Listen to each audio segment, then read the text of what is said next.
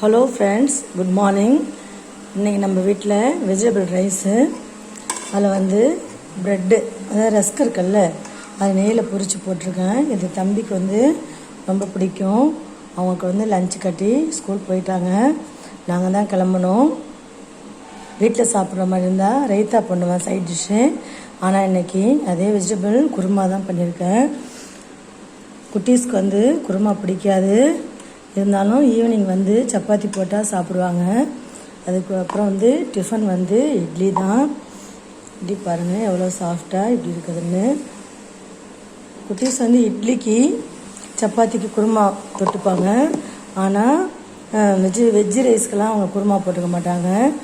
இப்போ குருமா மீதி இருந்ததுன்னா நைட் வந்து சப்பாத்திக்கு அது விரும்பி சாப்பிடுவாங்க. அவ்வளோதான் ஃப்ரெண்ட்ஸ். இன்றைக்கி நம்ம லஞ்சு ரொம்ப சிம்பிளு. இந்த மெனு உங்களுக்கு பிடிச்சிருந்தா லைக் பண்ணுங்கள், கமெண்ட் பண்ணுங்கள், ஷேர் பண்ணுங்கள், சப்ஸ்கிரைப் பண்ணுங்கள். Thank you friends.